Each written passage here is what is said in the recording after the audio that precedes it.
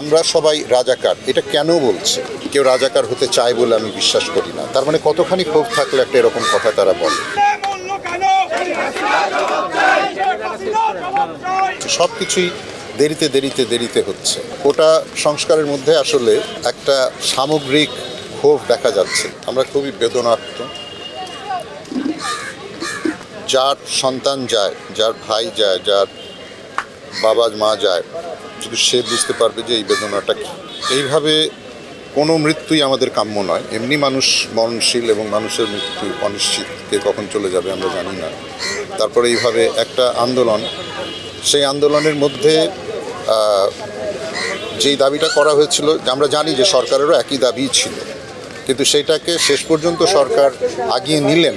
কিন্তু যখন দাবি করা হচ্ছিল তখন এটাকে অনায়াসে আগানো যেত, তাহলে এতগুলো মৃত্যু ঘটতো না।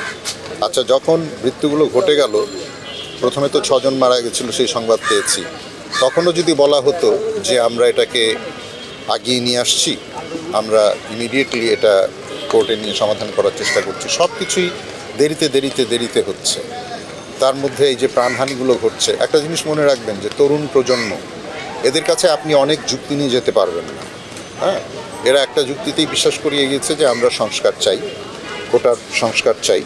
কিন্তু কোটা সংস্কারের মধ্যে আসলে একটা সামগ্রিক ক্ষোভ দেখা যাচ্ছে। সেটা হচ্ছে যে দেশে এই যে দুর্নীতি চলেছে, দীর্ঘদিন ধরে চলছে, এবং যে কথায় কথায় ডিসক্রিমিনেট করা, একজনকে কেউ যদি একটা বিপক্ষে কথা বলে, তাকে সে একটা ন্যায় কথা বললেও তাকে শত্রু বানিয়ে ফেলা বা তাকে অপোনেন্ট হিসাবে গালি দেওয়া।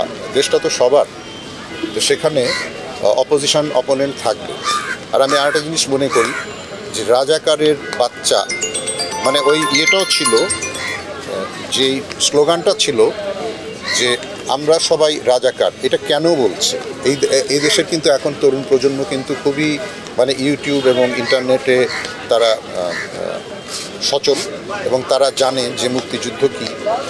অনেকে হয়তো অত দৃঢ় চেতনা নিয়ে থাকে না, কিন্তু এই বিশ্বাসটা আছে যে এটা বাংলাদেশ, এটা আমাদের দেশ, আমরা মুক্তিযুদ্ধ করে এটাকে অর্জন করেছি। তো সেইখানে কেউ রাজাকার হতে চায় বলে আমি বিশ্বাস করি না। তার মানে কতখানি ক্ষোভ থাকলে একটা এরকম কথা তারা বলে। আর যে সত্যি রাজাকারের ঘরে জন্ম নিয়েছে, তাকে সেই ফিলিং দেওয়া উচিত না। তাকে বলা উচিত যে তোমার বাবা ভুল করেছে, তুমি সংশোধিত হও, তুমি আমাদের পথে আসো। তো সেটা না করে আপনি তাকে গালিগালাজ করলে সে তখন ডিফেন্সে চলে যাবে, সে তখন নিজেকে আরও রাজাকার হিসেবে বলার চেষ্টা করবে। তো এই জায়গাগুলোতে আমরা দেখি নাই যে সেই ধরনের সক্রিয়তা আমরা লক্ষ্য করি নাই। আমার মনে হয়েছে যে রাজনীতি যারা করে তারা তো ভীষণই বুদ্ধিমান মানুষ, তো তারা মানুষের এই নার্ভ কেন বুঝবে না? যেই জিনিসটাকে এত সহজে সমাধান করে ফেলা যেত, সেটাকে এত দূর বাড়তে দেওয়া হলো কেন? এত প্রাণ কি ফেরানো সম্ভব? এই কষ্টটা নিয়ে এখানে এসেছে সংহতি প্রকাশ করতে। সরকারি পদ্ধতিতে এগিয়েছে, যেমন এটা তো প্রধানমন্ত্রী নিজেই এটা বাতিল করে দিয়েছিলেন, এবং এটা আমরা যতটুকু খবর দেখে বুঝেছি, যেটা হাইকোর্টে একটা রিটের প্রেক্ষিতে স্থগিত হয়েছিল, কিন্তু সেটা সামনের মাসেই হওয়ার কথা ছিল। যেহেতু হওয়ার কথাই ছিল, ছাত্রদেরকে তো একটু ভালো করে ডেকে বোঝানো যেত যেটা আসছে সামনে, তোমরা একটু ধৈর্য ধরো, অথবা ঠিক আছে এটাকে এক্সপেডিট করে দিচ্ছি। যেহেতু করা হলোই শেষ পর্যন্ত, তো সেটা আর 2 দিন আগে আনতে কি? ছাত্ররা তো একটা মানে তরুণ সম্প্রদায়, তারা তো একটু উত্তেজিত হবেই। তো তাদেরকে যদি আমরা ঠান্ডাই না রাখতে পারি, তাহলে আমরা আমাদের বিবেচনাটা গেল কোথায়?